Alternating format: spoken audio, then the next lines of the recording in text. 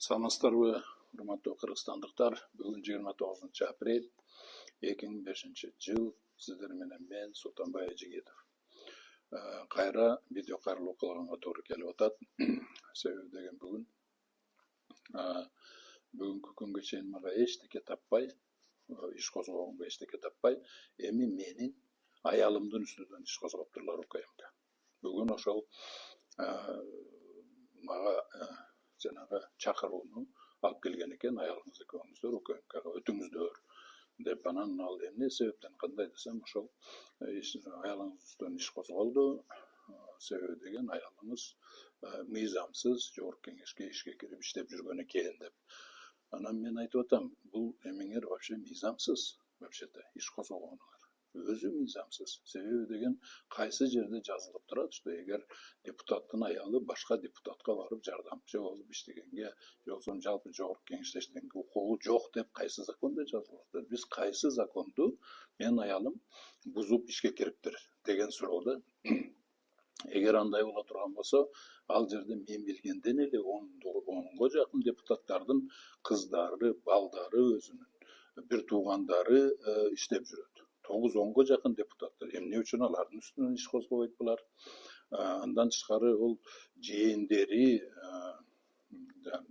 бир туугандардын балдары жана башкалар бөлөлөрү дегендей толтура ал жерде. Алардын үстүнөн эмнеге иш козгобойттур булар? Мен түшүнбөйм да. Закон бирдей боло турган болсо, бардыгынын бирдей болсун. Анан кийин айтпайын деген адамды айтыраттар. Мен учукпай эле жүрөйүн дедим эле. Закон бардыгыга бирдей болсо, анда мына 25 мартта мен Ташиевдин үстүнөн кылмыш ишинин 8 беренеси менен негиздеп туруп,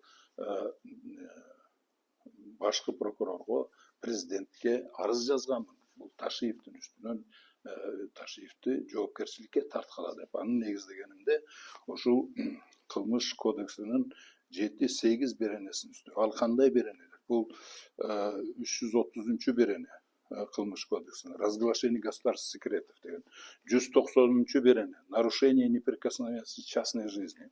370 берене шантаж представителей законодательной власти в связи с исполнением депутатских полномочий деген статья. Жана 338 берене кылмыш кодексинин превышение должностных полномочий деген. Анан дагы 349, 354 кылмыш кодексинин беренелер. Воспрепятствование правосудию и производство предварительного расследования деген. 374 кылмыш кодексинин беренеси. Угрозы и насилие в отношении депутата деп. 337 кылмыш кодексинин беренеси боюнча злоупотребление власти деп. Ошондуктан 7-8 беренени негиздеп Ташиевдин кыймылдарын жана кылган иштеринен ушул беренелердин кылмыштардын фактыларына жана эмесине белгилерине тууру келет деп туруп, ошонун үстүнөн мен 25 мартта президентке жана башкы прокурорго жазганмын. Ташиевди жоопкерчиликке тартышыңыздарды суранамын деп. Себеби ушул беренелерди боюнча бул киши кылмыш жасады деп. Ал вакытта 25 мартта, ал вакытта бул Ташиев жагынан бул мындай угроза, жөн эле алдын алып эле мени коркутуп үркүтүү болчу. Бирок бир айдын ичинде бул коркутуу үркүтүүлөр бүт бардын ишке ашырды да. Ушул 7-8 беренин негизинде ишке ашырды. Анан тышкары дагы ГКНБнын сотрудниктери мындай мыйзамсыз иштерди кылмыш жасап ататтыр булар. Ошондуктан эгер мыйзам бардыгына бирдей болсо, мен аялым экөөбүздүн эгер бирдекени биз бузган болсок, биз жооп беришке даярбыз. Бирок Ташиев дагынан да ушул 7-8 берененин негизинде жоопко тартылса, андан ал дагы жооп берсин.